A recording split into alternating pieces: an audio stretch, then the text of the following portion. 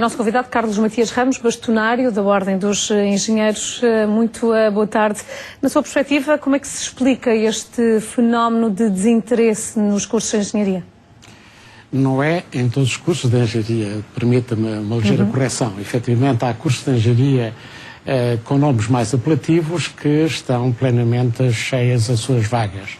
O que acontece é que nas áreas mais tradicionais, como a engenharia civil e até na engenharia eletrotécnica, houve uma situação que já se verificou no ano passado de um déficit muito grande de preenchimento das vagas que foram oferecidas neste curso que é fundamental para o país.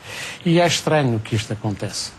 O Sr. Ministro já referiu a preocupação em relação à matemática, pois é este um dos aspectos que, no nosso entender, está a afastar alunos das engenharias. Como sabem, na sequência de um diploma que saiu em 2012, a matemática é uma das áreas, uma das disciplinas que é exigida como positiva para se poder ter acesso a um curso com o nome de engenharia. E isto é preocupante, dada a média que se verificou nos exames que ocorreram no âmbito do ensino secundário, com médias aflitivas de 7,8 matemática e penso que 8,2 ou pouco mais a física. Tudo isto tem que ser analisado com muito cuidado para alterar este paradigma que está a instalar nos alunos que não vale a pena ir para a matemática e que não vale a pena ir para os cursos de engenharia. Penso que os cursos de engenharia não estão com a atratividade mediática que está a acontecer noutros cursos, com muito menos empregabilidade. Vejamos, comparando, por exemplo, a engenharia civil, que está muito conotada com a construção, o que é um erro grave de percepção de quem faz escolhas para ir para cursos que lhe dão a sua atividade futura, porque a construção é uma das áreas de atividade, não é a área de atividade da engenharia civil. A engenharia civil lida com transportes, lida com infraestruturas de abastecimento de água, lida com portos, lida com um conjunto tão grande e diverso de atividades. Que é certo que em raras exceções, nesses exemplos que apontam, ou esses exemplos que apontam, têm sofrido quebras expressivas ao nível do investimento. O país, não apenas o país, mas a própria União Europeia se tem retraído ao nível dos investimentos no que são grandes estruturas, salvo raras exceções, como referi. Não estarão também estes jovens a tentar evitar ter de emigrar no futuro? É evidente que também há esse aspecto que está a determinar algumas opções. Mas eu pergunto, quais são os cursos, para além de medicina, que têm a empregabilidade que têm a engenharia? Eu posso dizer, no caso da engenharia civil, porque os dados são disponíveis, há uma plataforma específica para isso. Por exemplo, os alunos oriundos do técnico há 4% de desemprego. Nas escolas superiores, politécnicos e outras localizadas nas zonas que são menos atrativas para os jovens, o limite anda por 10%. Eu pergunto se nas arquiteturas, no direito, no jornalismo, nos marketings, que estão plenos, que estão a abarrotar as candidaturas, se os alunos têm a percepção que nesses cursos a empregabilidade é muito inferior àquilo que acontece na engenharia.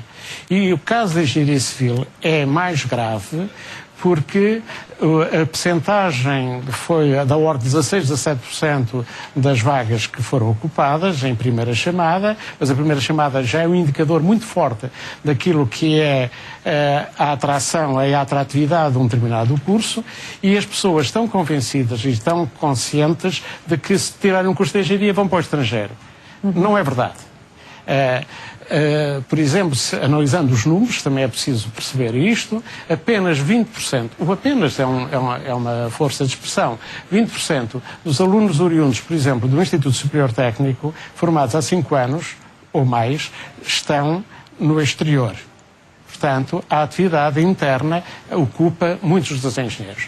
Acontece efetivamente que a engenharia civil foi causticada na área da construção e na forma como ela tem sido vir a ser tratada como quase que responsável pelas situações de crise que o nosso país atravessa, porque foi ela que deu cumprimento a orientações políticas, a decisões políticas que garantiram que a aplicação do conhecimento da engenharia permitisse o desenvolvimento das infraestruturas que foram decididas politicamente. A decisão é sempre política. Na sua perspectiva, Sr. Engenheiro, há forma de reverter esta tendência? Há, e temos que ter. E temos que ter preocupações nesse sentido, porque um curso de engenharia demora pelo menos 5 anos a formar. Portanto, os alunos que não entram agora não fazem parte daqueles daqui a 5 anos obtêm o seu curso. E o país precisa de engenheiros. O que acontece é que não é mediaticamente atrativo o nome de engenharia civil. Por exemplo, na construção, permita-me só este desvio, na construção trabalham engenharia civil e arquitetura. Os cursos de arquitetura estão cheios.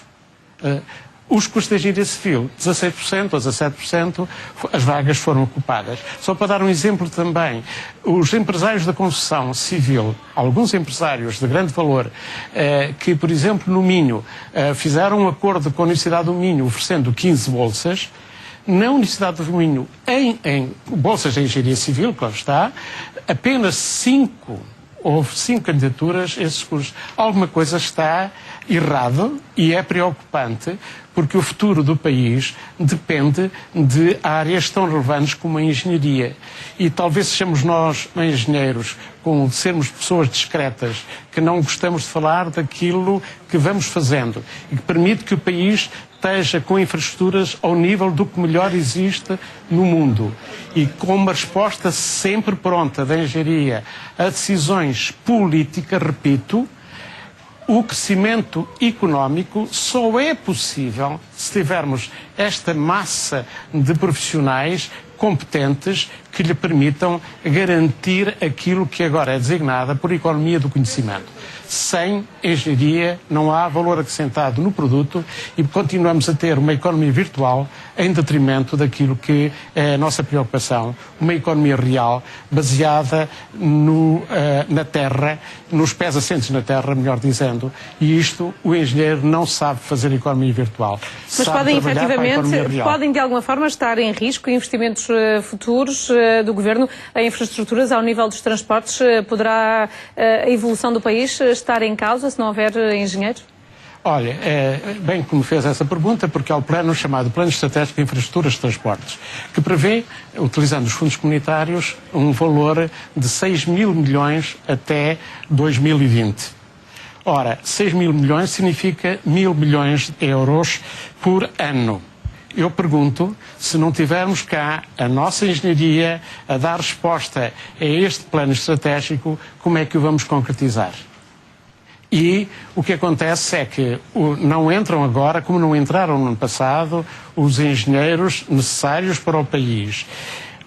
Demoram 5 anos a formar-se. Daqui a 5 anos vamos ter déficit de certeza de engenheiros. Se não tivermos déficit para trabalhar cá no país, vamos ter déficit para trabalhar com as empresas que apostaram fortemente na internacionalização e que dependem fortemente dos nossos engenheiros. E isto é preocupante, porque se passou de uma situação de 80 para uma situação de 8 ou menos que 8. Engenheiro Carlos Matias Ramos, muito obrigada. Muito obrigado também por esta possibilidade.